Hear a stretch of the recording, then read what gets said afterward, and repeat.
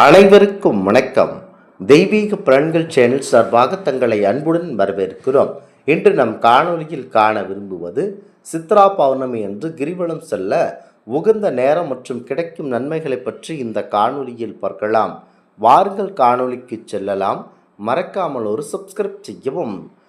2026ஆம் ஆண்டிற்கான சித்ரா பௌர்ணமி கிரிவலம் என்பது ஏப்ரல் 30ஆம் தேதி வியாழக்கிழமையில் இருந்து இரவு 9:52 மணிக்கு தொடங்கி மே மாதம் 1ஆம் தேதியான வெள்ளிக்கிழமை இரவு 11:08 வரை இந்த கிரிவலம் செல்ல உகந்த நேரமாக கோவில் நிர்வாகம் அறிவித்துள்ளது. இந்த நேரத்தில் கிரிவலம் செல்வது என்பது வருடம் முழுவதும் பௌர்ணமி விரதம் இருந்த பலனை தரவல்லது. முக்கியமாக வெள்ளிக்கிழமையுடன் கூடிய சித்ரா பௌர்ணமி மிகவும் விசேஷமானது. இது திருமண பாக்கியம் மற்றும் செல்வ செழிப்பை பெற்று தருகிறது. இரவு நேரத்திலேயே கிரிவலம் செல்வது ஆன்மீக அதிர்வலைகளை ஏற்படுத்துவது. 30 லட்சத்திற்கும் மேற்பட்ட பக்தர்கள் வருவார்கள் என்பதனால் அப்படிப்பட்ட வசதிகள் மற்றும் பாதுகாப்பு ஏற்பாடுகள் செய்யப்படுகின்றன. திருவண்ணாமலை கோவில்களில் கூட்டம் அதிகமாக இருக்கும் என்பதனால் முதியவர்கள் மற்றும் குழந்தைகள் நள்ளிரவு அல்லது அதிகாலை நேரங்களில் கிரிவலம் செல்வது நல்லது. சித்ரா பௌர்ணமி முன்னிட்டு திருவண்ணாமலைக்கு செல்ல திட்டமிட்டுள்ளவர்கள் அதிகாலை பிரம்ம முகூர்த்த நேரத்தில் செல்வது சிறப்பு மிக்கதாக இருக்கிறது. முக்கியமாக இந்த நாட்களில் செல்லுபவர்களுக்கு அனைத்து நன்மையும் ஏற்பட்டு கொடுக்கும். திருவண்ணாமலையில் கார்த்திகை தீப திருவிழாவின் போது மகா தீபம் ஏற்றப்படும் நாளிலும் சித்ரா பௌர்ணமி என்று 30 லட்சத்திற்கும் மேற்பட்ட பக்தர்கள் கிரிவலம் செல்லுகின்றனர்.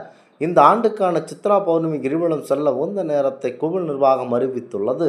அதன்படி சித்ரா பௌர்ணமி வருகின்ற 30ஆம் தேதி முக்கியமாக இன்று வியாழக்கிழமை இரவு 9:52 மணிக்கு தொடங்கி மற்றும் மறுநாள் மே 1ஆம் தேதி வெள்ளிக்கிழமை இரவு 11:08 வரை இது நிறைவடைகிறது. இந்த நேரத்தில் கிரிவலம் செல்லலாம் என கோவில் நிர்வாகம் அறிவித்துள்ளது குறிப்பிடத்தக்கது. இந்த ஆண்டு சித்ரா பௌர்ணமியின் போது 30 லட்சத்திற்கும் மேற்பட்ட பக்தர்கள் கிரிவலம் வருவார்கள் என மாவட்ட நிர்வாகத்தின் சார்பில் ஏற்பாடுகள் அதிகமாக முக்கியத்துவம் வாய்ந்ததாக எதிர்பார்க்கிறார்கள். அதனால் மாவட்ட நிர்வாகத்தின் மூலம் பொதுமக்கள் மற்றும் பக்தர்களுக்கு தேவையான அடிப்படை வசதிகள் மேற்கொள்ளும் பணியில் அதிகாரிகள் ஈடுபட்டு வருவது சிறப்புமிக்கதாக இருக்கிறது. அதனால் முக்கியமாக இந்த நாட்களில் கிரிவலம் செல்லுபவர்களுக்கு அனைத்தும் நல்லபடியாக நடைபெறும். கிரிவலம் எல்லா நாட்களிலும் செல்லலாம். நம்முடைய தலையெழுத்தை மாற்றக்கூடிய சிறப்புமிக்க சித்ரா பௌர்ணமி திருநாளில் நினைத்தாலேயே முக்தி தரக்கூடிய புண்ணிய தலமான திருவண்ணாமலையில் கிரிவலம் வந்து அருணாச்சலேஸ்வரரை தரிசனம் செய்துவது மிக உயர்ந்த புண்ணிய பலன்களை தரவல்லது. இந்த ஆண்டு சித்ரா பௌர்ணமி நாள் திருவண்ணாமலை கிரிவலம் செல்வதற்கேற்ற நேரம், அதன் சிறப்பு ஆகியவற்றை தெரிந்து கொண்டு அதன் பிறகு கிரிவலம் செல்ல ஒரு நல்ல வாய்ப்பை ஏற்படுத்தி கொள்ளுங்கள். தமிழகத்தின் ஆன்மீக மையமாக விளங்கும் திருவண்ணாமலையில் அமைந்திருக்கும் அருணாச்சலேஸ்வரர் திருக்கோவில் சிவபெருமானின் பஞ்சபூத தலங்களில் அக்னி தலம் என போற்றப்படுகிறது.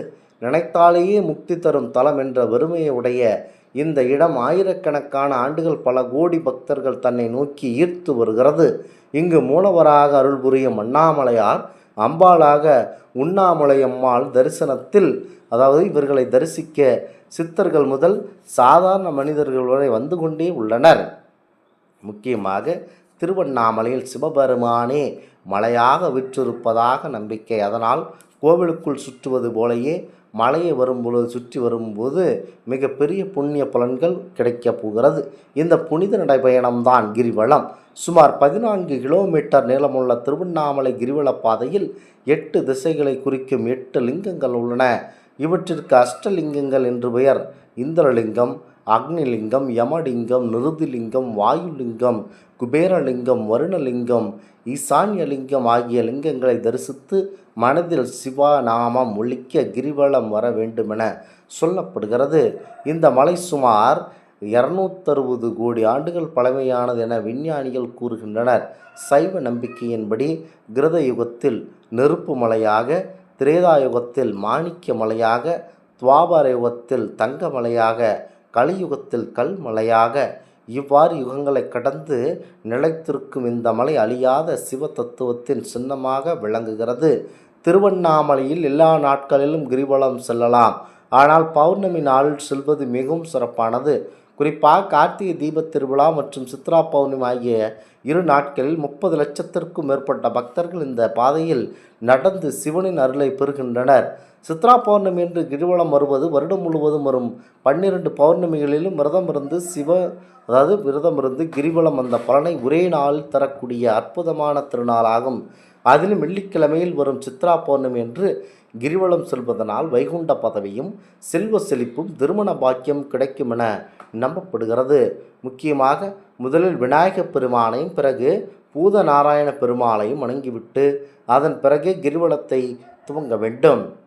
முக்கியமாக இந்த நாட்களில் கோபுரத்தில் அதன் பிறகு கிரிவலத்தை துவங்கிவிட்டு கோவில் கிழக்கு கோபுரத்தில் துவங்கி அதே இடத்தில் கிரிவலத்தை நிறைவு செய்ய வேண்டும்.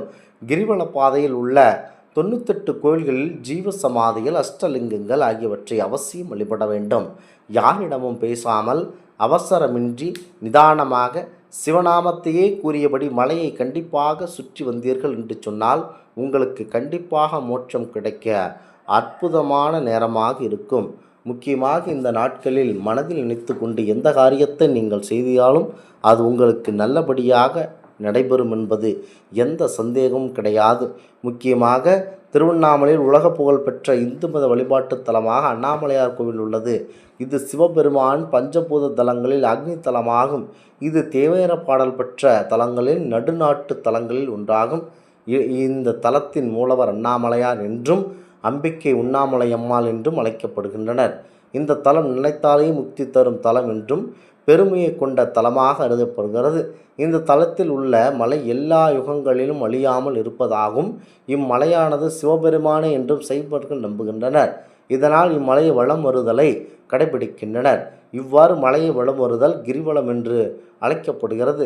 பல்வேறு நகரங்களிலிருந்தும் ஊர்களிலிருந்தும் எண்ணற்ற சித்தர்கள் இந்நகருக்கு வந்து வாழ்ந்து சமாதி அடைந்துள்ளனர். அவர்களில் ராமணர், சேஷாத்ரி சுவாமிகள், விசிறி சுவாமிகள், குரு நமச்சிவாயர், குகை நமச்சிவாயர் போன்றோர் குறிப்பிடத்தக்கவர். இவர்களின் சமாதிகள் கிரிவல பாதையில் அமைந்துள்ளது வியப்புக்குரியது. திருவண்ணாமலையில் உள்ள மலையானது 260 கோடி ஆண்டுகள் பழமையானது என பீர்பால் சஹானி என்ற விஞ்ஞானி தெரிவித்துள்ளார். சைவர்களின் நம்பிக்கையின்படி மலையானது கிருதயுகத்தில் நெருப்பு மலையாகும், திரேதா யுகத்தில் மாணிக்க மலையாகும், துவாபார யுகத்தில் தங்கமலையாகும், தற்போது நடைபெற்றிருக்கும் கலியுகத்தில் கல்மலையாகவும் இருக்கிறது. திருவண்ணாமலையின் மலையை சிவபெருமானாக கருதப்படுவதனால் கோவில் இறைவனை வலம் வருதலை போல மலையை வலம் வரும் வளமை இங்குள்ளது. இந்த ஆன்மீக தகவல் உங்களுக்கு பிடித்து இருந்தால் தெய்வீக பலன்கள் சேனலை கண்டிப்பாக சப்ஸ்கிரைப் செய்து கொள்ளவும். மீண்டும் ஒரு நல்லதொரு காணொலியில் உங்களை சந்திக்கிறோம். நன்றி, வணக்கம்.